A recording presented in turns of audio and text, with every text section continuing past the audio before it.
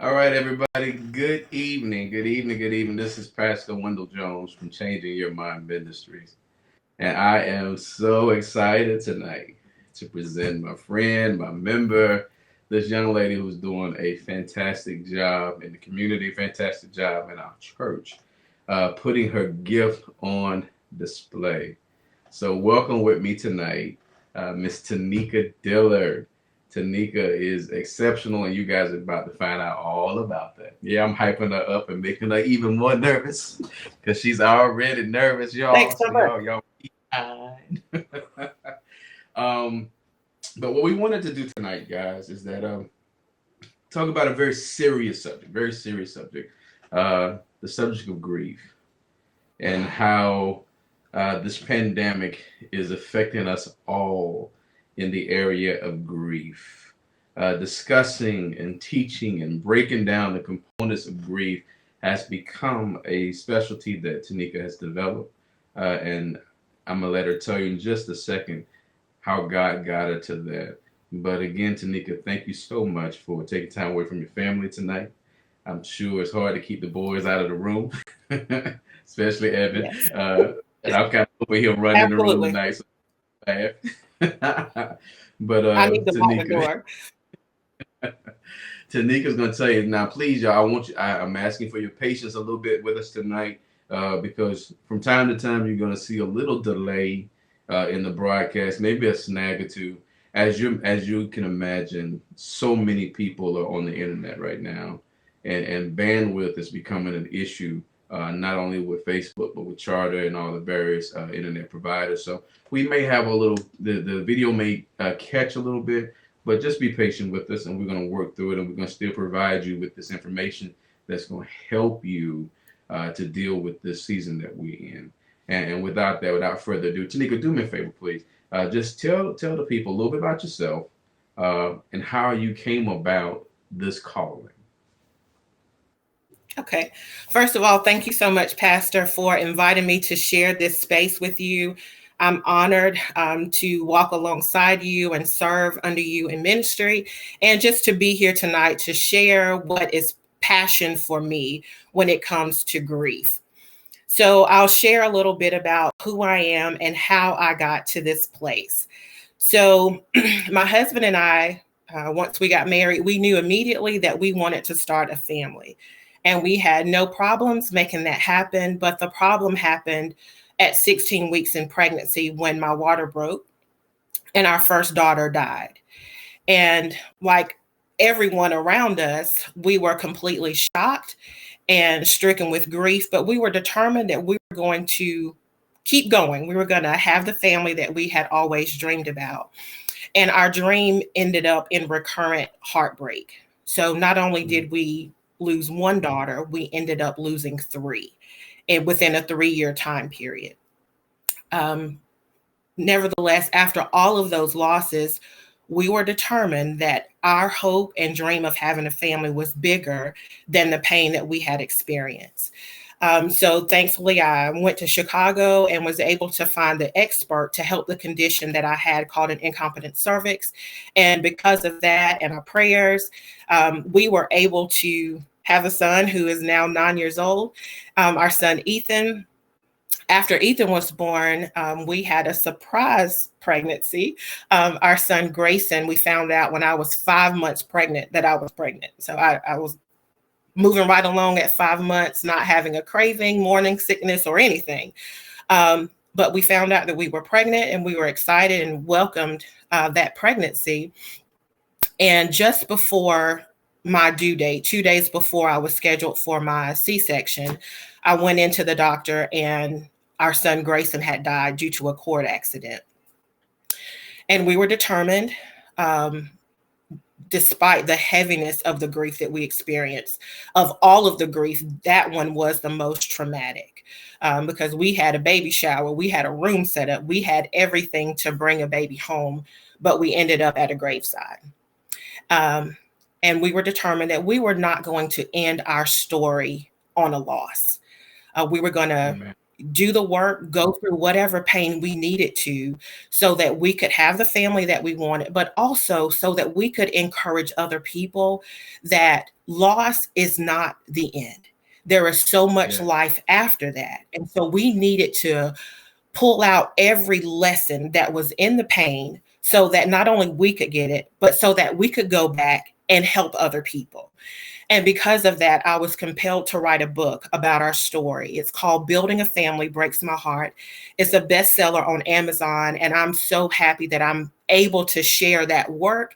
It's been shared across the globe, and it has encouraged other people to move beyond the pain, not just to move beyond it, but to talk about it, to get the help and the support that they need so that they can move forward in a healthy way. So, in addition to being an author, I was determined just to make the most of pain. I wanted to really maximize that. So, I am now certified as a grief recovery method specialist. I'm not a counselor, but what I do is help people that are grieving recover. And what I mean by recover is I help them to feel better. I help them to go back to those painful memories, milk it for everything that it was worth, and find a way to move forward. So because of this work, Pastor Jones discovered that there was a need within our ministry and in our community to help grievers. And so I also lead Grief Share, which is a 13-week support group, a Bible-based support group where we help people recover from grief. We take them on a journey from mourning to joy. Tanika, that is outstanding. Just the courage that you and Chris display to take something that's so heartbreaking and not sink into yourselves, but decide that through our pain we're going to be a benefit to this community. You took it, and it's just amazing. You know, I've known you guys for a while now. I think I played a part in hooking y'all together. You but did. You did. You did. we won't tell that story tonight. But yeah, but Thank you. I'm so proud of you. So proud of you. I was there with you on a couple occasions, standing graveside with you, and to watch you fight back and now be sought after throughout this country to come and speak and to assist others. And right before this pandemic hit, we started another 13-week session of Grief Share, and it blew my mind, the diversity of the group, number one, and how far people were traveling to be a part of Grief Share. So I commend you with that. So I'm gonna quit rambling because you've done a great job. You put together a PowerPoint presentation for us, and so we blessed to have Tina working back behind the scenes, navigating this PowerPoint for us. So Tanika, we're gonna let you go ahead and talk to the people, and as you say some things, I may chime in a little bit and ask some questions, but talk us through grief and Corona, how this is affecting us right now. Okay, thank you. So the goal tonight, we simply want to discover the truth of grief. Tina, can you share that slide with the goals on it? We want to discover the truth of grief. And secondly, I would like to provide some practical tools to help us deal with our feelings and emotions during this pandemic. So no matter, where you are, who you are, how much money you have in your bank account, we cannot escape what is going on in our world. And so in order to effectively deal with grief, I want to talk about what grief is, because I think we have a misconception that grief is only about death. And if you're honest with yourself, if you think about somebody that's grieving, you immediately think of somebody that's lost a spouse, somebody that's lost a parent, but nobody is thinking about grief as it relates to change. So that's what we're going to talk about tonight. So if I could have the next slide, and we're going to talk about what is grief. We're going to define it and break it down to a way that we can see ourselves in this pandemic. So the first definition of grief is the normal and natural emotional reaction to a loss or a change of any kind. A loss or a change of any kind. So if you think about what is going on in our world right now, it perfectly describes what's going on. There is loss and there is change that's going on. And if we're honest with ourselves, this has created some type of emotional response. Do you agree? Prior to Absolutely. COVID-19, most of us felt pretty safe in our environments. We felt pretty sure of our plans for the future. And now there is uncertainty about our physical and our financial security. This brings me to the second definition of grief, which is the conflicting feelings caused by the end of or a change in a familiar pattern of behavior. So I don't know about you, but I have some familiar patterns. And that is being at work by 8:30 every morning, coming home at 5 o'clock in the afternoon, picking up my kids from school, making dinner. All of that has changed. This familiar pattern of behavior has changed for me. The conflicting feelings come in, whereas I enjoy things slowing down a bit. I do. I really enjoy having more time at home with my family. However, there's some concerns because we're hearing about layoffs and furloughs, and people are concerned, are they going to make their mortgage for the next 3 months? We may be okay for the immediate future, but what comes with the next 3 months? So there's some conflicting feelings that are going on that people may be experiencing right now. You're enjoying the time with your family, but you're thinking about the future, and it's causing some uncertainty, possibly some anxiety. So we're going to talk about the truth. Yes. Let me ask a question because Yes, I sir. think I think you really just shattered some stuff for a lot of us because I think the average person only associated grief with death. But for you to say that grief Absolutely. is really associated with loss, now it's providing an explanation for what so many more of us may be going through because well, and not just with this pandemic, but we can look back past this pandemic and now we can begin to understand some of the other feelings we were having with any other thing that we discovered a loss. So that seems to really Absolutely. provide some answers right there for that should provide some answers for a lot of people. Absolutely. I have to agree with that because when we think about grief again, we think about only death.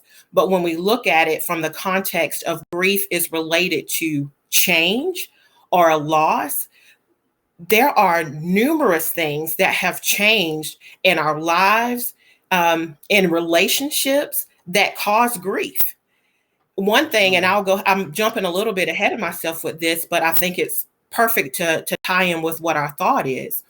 A lot of times people are, misdiagnosed with things like depression, after a divorce, or it's postpartum depression after you have a baby. And the thing of it is, something has changed. For a mother that has a baby, her relationship with the baby has changed because she has been used to carrying a baby and not seeing it. She's been used to all of the attention.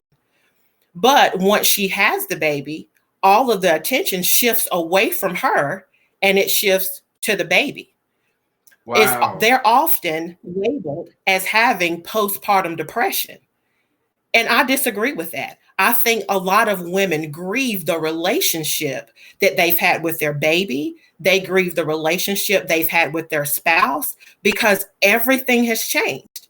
And nobody prepares us for how to navigate change. We get Wow. prepared for death, but we are ill prepared. And so when we look over our lives and we think of moving from high school to college, that's a major change. From college to the workforce, it's a major change. And so people are grieving, and it doesn't have to be bad things that change. And I think that's what we have to also understand. Grief is And not just about negative things. That's you just really open up some stuff because that explains so much because especially that last point is that when you summarize it as being change could be good and appear to be good to a lot of people watching your life, but it's change to you and you're Absolutely. somewhere feeling bad because you've got a promotion, you've got a new place, you've gone into college, you've moved away. It looks like a wonderful opportunity, but I remember myself, Tanika, and many times when things have changed that it's like really for the better, there was this sadness I couldn't understand. But now you have Yes. made all that make sense, and you'll beat yourself up over that sadness because you're like, why am I not happy? Am I being ungrateful? Right. But it's change. Wow, It's absolute. That's it. Absolutely. Absolutely. wow.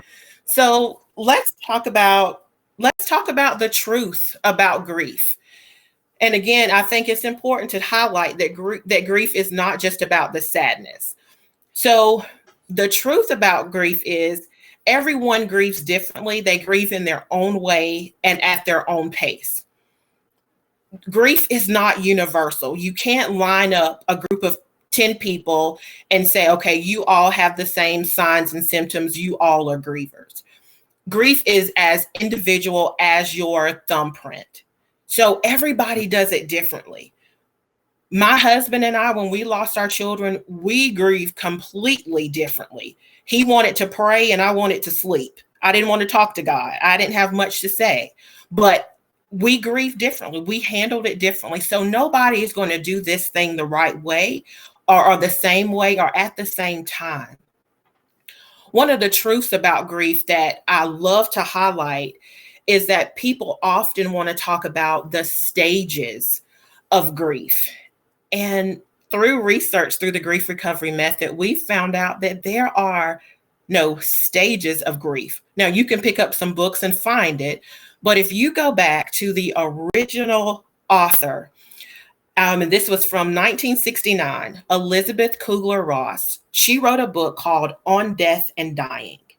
And in that book, On Death and Dying, she talks about the 5 stages of grief that the senior population were going through as they died. And this book was really instructional material so that those healthcare workers that were seeing these people go through anger and bargaining and denial, so that they would be aware of how to support them. But over the years, universities and professors, they have adopted the 5 stages of death and dying to equate to grief. And that's never what it is. That 5 stages of grief is very linear. It goes in sequential order.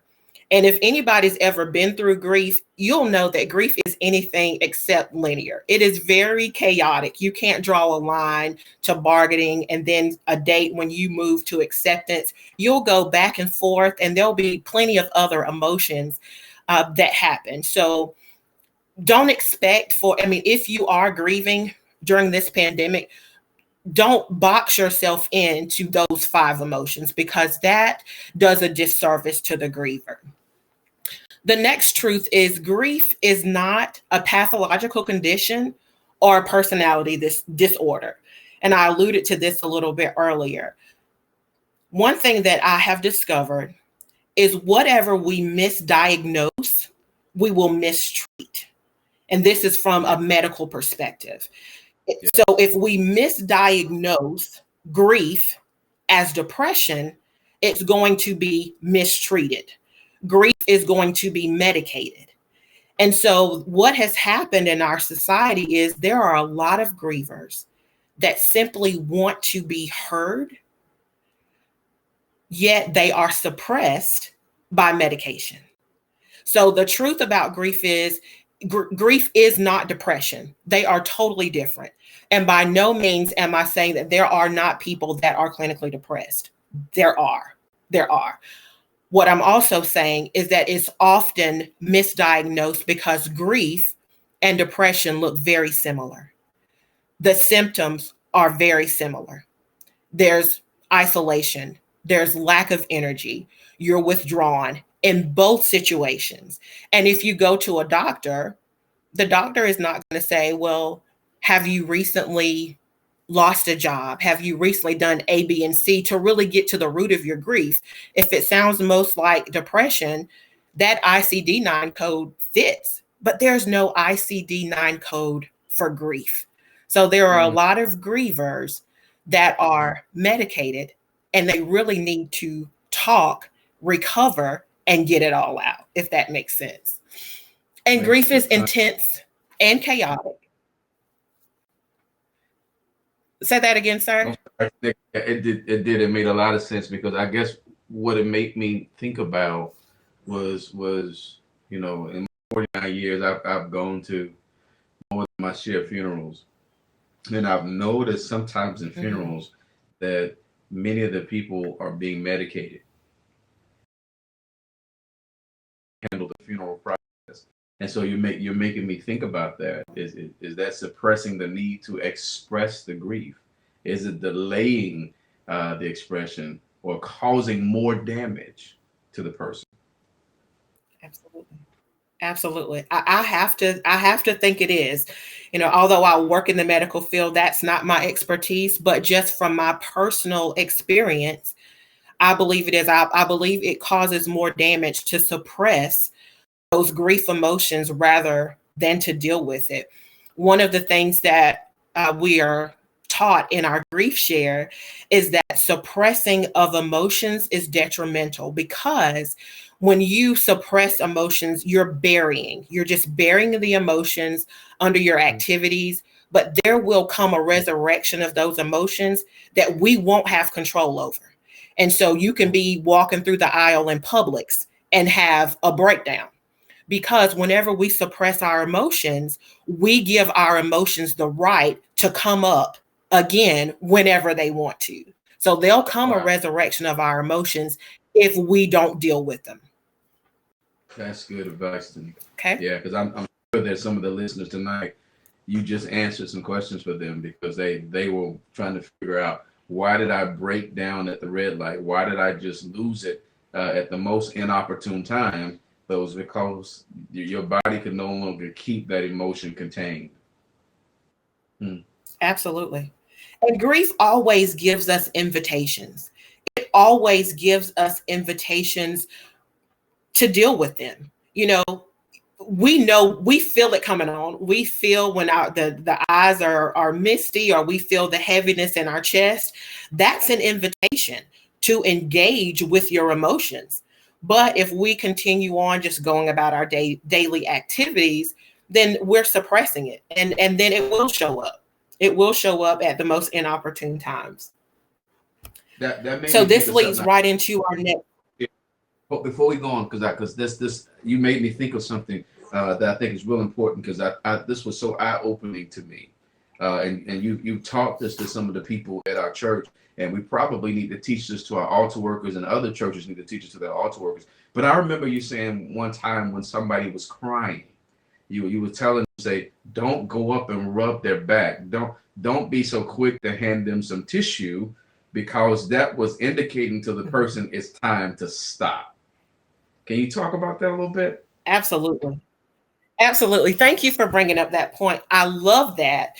I call it the tissue issue. And we see it. We are a comforting people. We love to help people when they are hurting.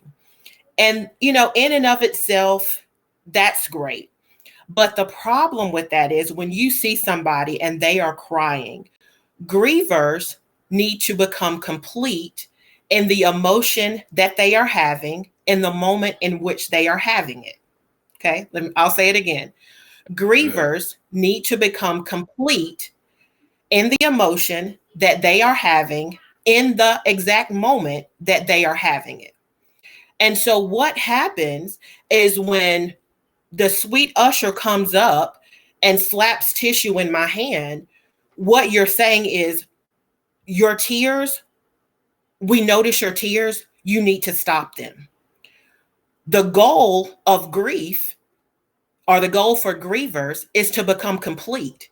But the problem is, grievers have been comforted and not given the space to become complete. So if Wow. I'm ever in church and crying, my family, they know I don't need to experience these tears rolling down my face. That is such a cleansing and healing moment. Tears flow. I believe that one day there will come a holy interruption of my tears. It's the scripture, it is a promise. But until that day when there is a holy interruption of my tears, when it says, and the Lord shall wipe away every tear from their eyes, I don't Yes. want to be comforted in my moment of grief. I don't want to. I want to experience every emotion that I need to feel in that moment. And so that's a challenge to all of you. If you're in church, not just for altar workers or ushers, let people cry. Let them become complete in the moment that they are having it without interruption. Because honestly, those tears aren't offending anyone. And what we do when we interrupt those tears, we encourage people to not to be their authentic selves emotionally. Oh, And that's so good. I don't want people to I don't want people to feel like, oh, if I cry, people are going to think something is wrong within my marriage. There's something wrong in my body. Please don't try to understand my tears. Just know that I'm getting complete in this moment. Tanika, that is outstanding. And I know you got more material, but man, you making my mind pop. You're making my mind pop.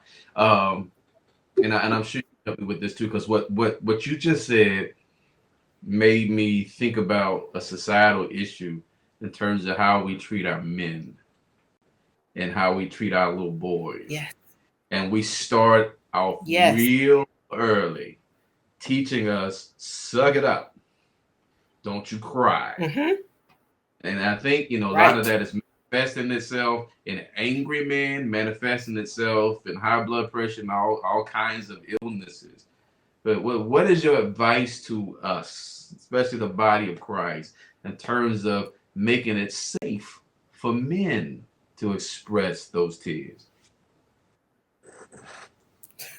Good question. Absolutely. So I think somebody has to go first. You know, men are strong because they're told to be. This is a learned behavior for men. And I think it comes that it has to become a safe place for men where they feel like I can cry without judgment or without the comfort or without someone coming to my rescue. We have to reprogram what has been taught to our men, and then we have to refrain from saying to our boys what we've always heard. So I have two sons, and one thing that we don't tell them is do not cry. We don't tell them that. We show them early that your emotions are natural and normal, and they are valid. They are very Mm. much valid. And hopefully, we're doing our part to begin to change a generation with our two sons because we're showing them that they can be emotional beings and still be boys that grow up to be men with emotions that they freely show. But for men that have always been told to be strong, men don't cry, or you're a sissy or whatever it is, if you cry, we have to begin to change the narrative. And Pastor, you've done a good job of that, a wonderful job of that in church. You have openly stated, men, it's okay. It's okay for you to cry here. Men need to hear that. They need to know that they're not going to be judged in the body of Christ. And again, whenever you see a man cry, men like to go up and be like, bruh, I got you. Leave them alone. I promise you, leave them alone. Let them come complete in that moment. Let other men see a man live through an emotional moment and still come out a man.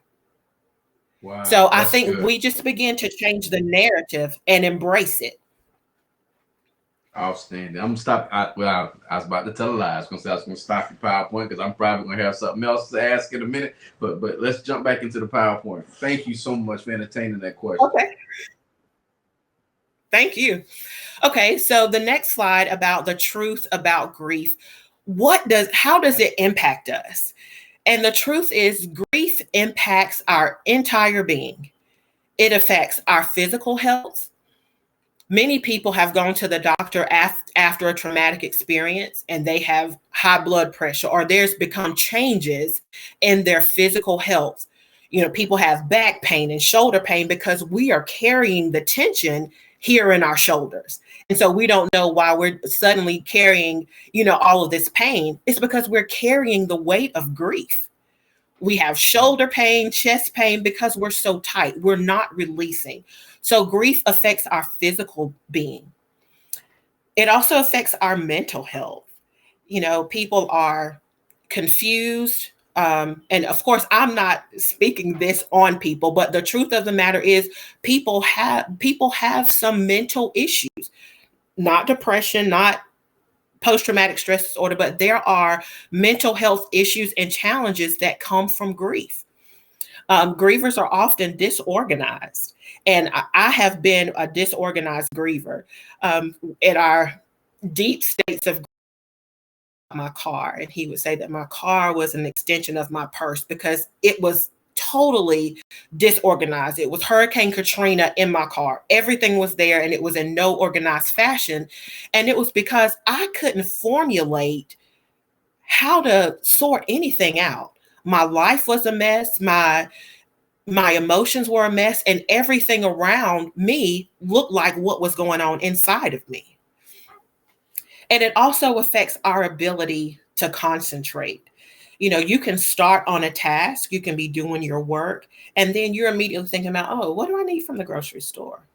What am I going to make for dinner tonight? And so it's hard to keep your thoughts linear when there's grief pulling at you. So in essence, back to the originating point, grief is about change. Grief is not about death. So the question that I have for those that are watching tonight is, what is it that you're grieving? What is it that you're grieving? What has changed for you that has caused a natural and normal emotional response? If you're watching, why don't you type in the comments what it is that you are grieving? Maybe it's something that you've just discovered tonight that has changed for you, and you have some grief emotions associated with that.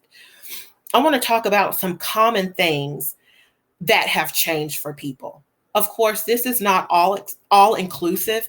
This is just a snapshot of some things that have changed for me and possibly for you. So Tina, if we could have that slide, common things that have changed. It's a sense of safety. Safety is big. We can easily overlook and devalue what we take for granted. And our safety, being able to walk in a grocery store, grab a cart, get the groceries that we need, put it in our car and come home. That's common. That's what we do. But now that has changed. Our sense of safety has changed because every time we walk out our door into a public space, we are at risk of becoming the next victim or the next person that has a diagnosis of COVID-19. So our sense of safety, our sense of security in our environment, it has changed.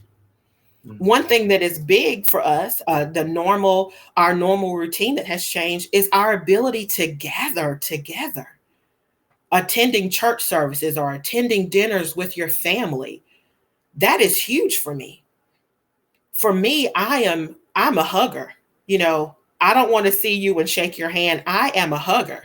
And so to not be able to embrace people, to see you and not embrace you, that's a change. And that opens the door to so many other things that we may get into through this. But attending church services and gathering together, there are many people that are grieving because for some people, that's their only social interaction every week. That's the only place that they are embraced, that they are smiled at when they walk into a room. And so we cannot take it for granted when we see people on Facebook and they're saying how much they miss their church or whatever.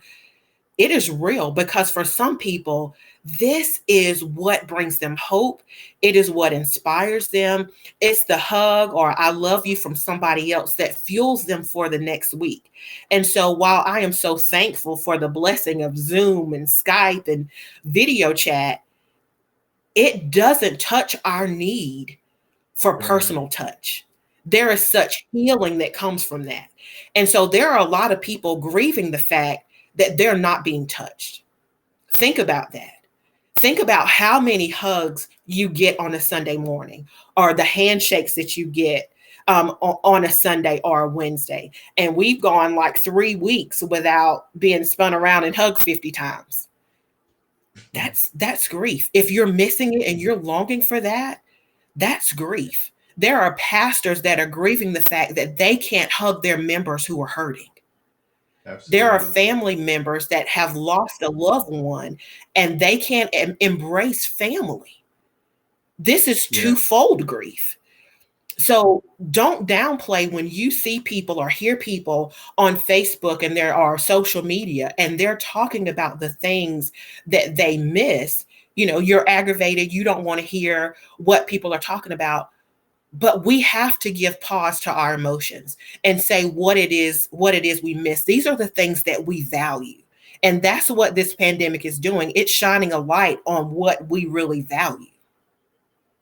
Tanika, that is so Pastor, I think so you. so so true because my mother lives over in Spark. My mother had a need today, and I hadn't seen my mama, and I'm used to my mama being in the front row on Sundays, and so I drove all the way to Spartanburg just to take her some toilet paper, and but I couldn't touch my mama, and Right. that that drive away, because I wanted to see her, Hmm. and I couldn't touch my mama. Couldn't hug my Right. mama, and Right. she wasn't gonna let me anyway, and I could see the sadness in her eye. But it has Right. changed so much, and it's like we really didn't need anything else to make us less social. But my goodness, just the have 3 weeks ago we were just bumping elbows, and now we're Right. staying 6 feet apart from each other, Nothing. and Yeah, we it's feel painful. Yeah, absolutely. Absolutely. So, other things that are common that have changed is contributing to meaningful work. And I really want to pause right here because there are a lot of people that are furloughed, but I really want to talk about this as it relates to men because a lot of men equate worth with work. yes. So if you think about our workforce and the area in which we live, there are a lot of men that are furloughed that don't have the option to work from home. So maybe they're at home and they're being Mr. Mom, they're cooking dinner or they're helping the kids or they are not able to contribute to meaningful work. That brings about a sense of worthlessness. So Yes. we have to pause and not just, nag and say, do this and do that. We have to recognize the fact that something has changed, not just work, but something has changed emotionally. Yes. Well said. Well said. So I'll move through these quickly. People are grieving their interaction with coworkers. People are grieving financial freedom. It may have been that you were able to, hopefully not, but people have been able to just go and spend what they've wanted to. You buy what you want. You're on Amazon, shopping away and filling your cart. And now we're more conscious of every dime that we spend, and we are intentionally making our money go where it needs to be and saving what we want to. That has changed for a lot of people. And for those people that often spend money to feel better, now you don't have the option to do that. And so now you're having to deal with the emotion of that. So Mm. it's changed. There's a lot of change that has happened. So how do you know if you're grieving? We'll go to the next slide. No, you don't have to be crying and putting all your tears in cry paper. Absolutely not. There are many people that are walking around and they are still smiling, but they're grieving. Okay. I've been that person. But here are just a few tips, just for you to do a self inventory to see if you're doing any of these things. Sleep patterns. If your sleep pattern is disturbed, if you have difficulty falling asleep or staying asleep at night, the thoughts in your head are waking you up at night. You have a lot going on. And it's not so much that your body can't rest, it's your mind that won't turn off. So you have to think about what is going on and why do I keep waking up at 3:31 in the morning? And that was me. That was me. All of my thoughts would say hello at 3:31 in the morning. If you're eating more than often or not at all, take an inventory to see if you're doing that and why. Not just if you're doing it, but why aren't you doing it? If you're eating sugary stuff, if you're having more desserts or indulging in more snacks, that would be a key sign that you're seeking comfort.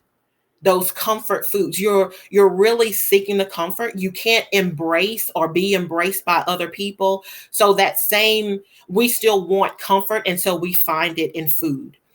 If you have a lack of energy, if you really don't have the drive to do much, or if you are avoiding your feelings, think about if you're trying to put on a brave face because you don't want people to say, oh, I thought you were a Christian, you're strong, you don't need to be feeling this way. Be human. This is an emotional. Grief is an emotional. It's not spiritual. Grief is emotional. And God gave us emotion, and you can share those emotions. On the next slide, I want to talk about what we call. Tanika, say it again. Yes, sir. As they say for the people in the back, that grief is emotional, and it's not. So it doesn't make you less of a Christian. It doesn't mean you lost your faith. Absolutely. It doesn't mean you walked away from God. Absolutely. It meant that you just experienced loss that caught you off guard. Right. Absolutely. Grief is very much emotional. It's very human. And please don't feel like you have to be a super Christian, because if we remember the example of Jesus grieved also. He did. He grieved when Lazarus died, and he knew what the next chapter was for him.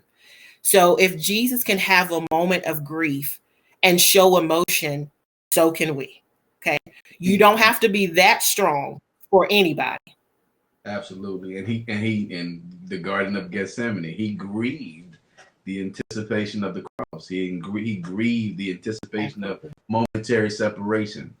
And so he's our perfect example of what it's like to be human and divine. I can still be human. Absolutely. Still love. Thank you.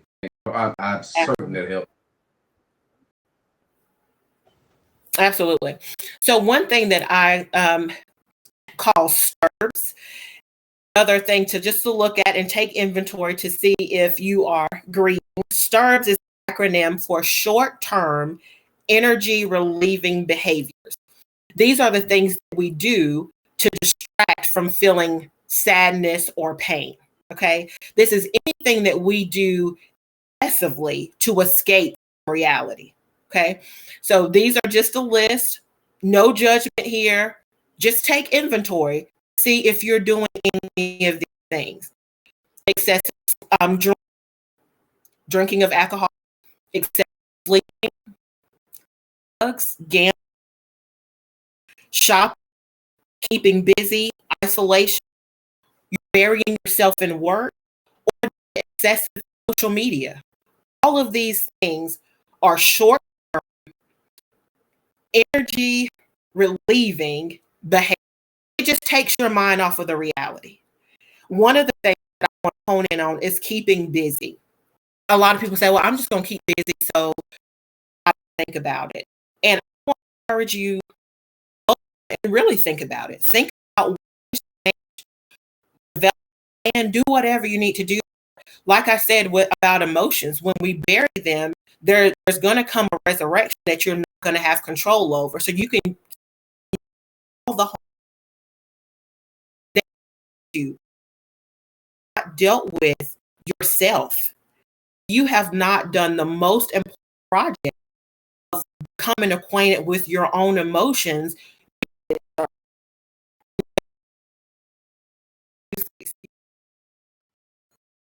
Everybody, I apologize for that. I forewarned y'all at the beginning of this that we might have some technical difficulties. I'm so grateful that we made it to the last slide before haywire. So what I want to do is jump right back in at that last slide because that's some good stuff. You need to this last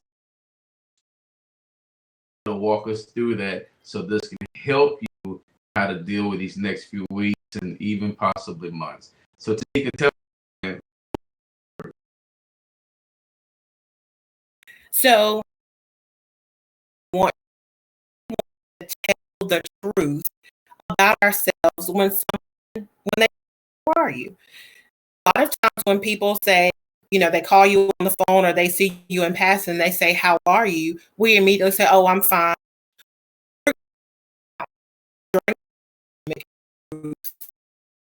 Ourselves, and we're going to go first. If you are having anxiety, if you are uncertain, if you are grieving changes that happen, we're going to say that. Give voice to our struggle is to show that issue. We don't have to act like it's not an issue. When people say, how are you? I've struggled. I haven't slept well because I Y and Z. And then secondly, we're going to be a heart with ears. Whenever what we immediately do is the person who we're speaking to, we know, and that also tell me exactly how you feel, and I'm not going to judge you. Being a heart with ears, I want you to picture a heart with ears on the side. Our goal is to listen. Our goal is to listen and try to fix whatever's going on. Because really, right now, nobody can be Mr. Fix It during this pandemic. Nobody. Our goal is to be listeners. We're going to listen with our heart. We're going to be in a moment with that they're going. And we must be patient. All of the fruits of the Spirit that take a double dose of them.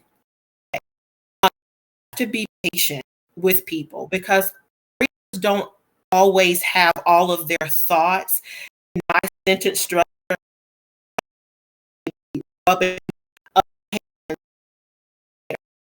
That's why they try to get their thoughts together.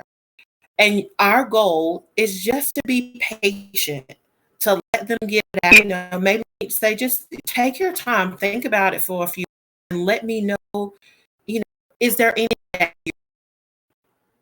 And in doing that, we create a safe place where others can openly share without judgment, without correcting, and and like we want to try not to isolate others' face, but social media is great to just look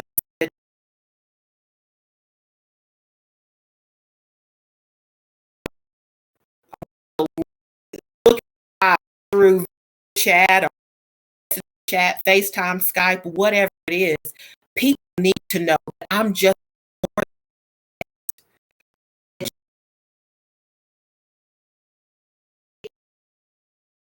so that when I invade your relation,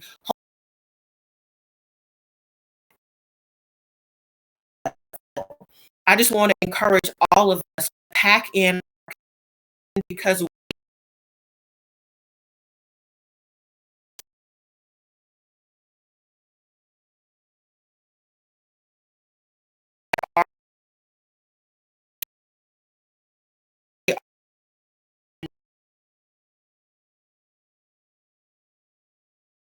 parents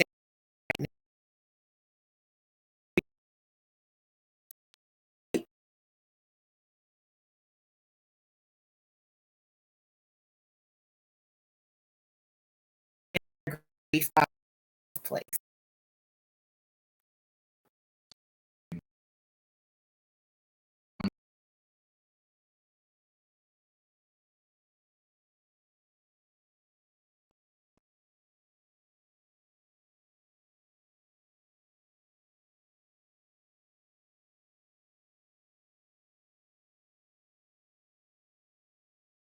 Navigate.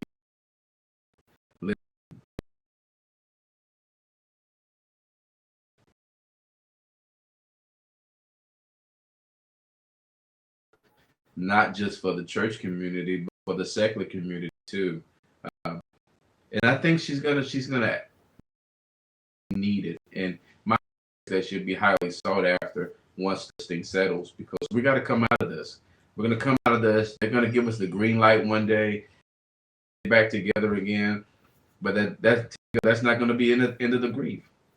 And we're gonna be cautious and we're gonna move slowly. And even that's gonna be changed. Coming out of this, trying to get back to normalcy. And so please keep her in mind. Keep her in mind for your niece. Tanika, thank you. Thank you so much. And you did an outstanding job. Thank you. All right, thank ladies you so and much. I appreciate the opportunity. You're so welcome. You are so welcome. And we will be back here Thursday with Dr. S. Dr. She's going to come and talk to us and help us with some meditational tools to help us to take care of our mental health. That thing that Tanika kept talking about tonight. And so we're trying to give you guys some help for ourselves. We don't want to be sticky. We want to give it out to the community. All right, guys, thank you so very much for being a part of what we had to present to you. As we like to say at CYM, we close out. Much love.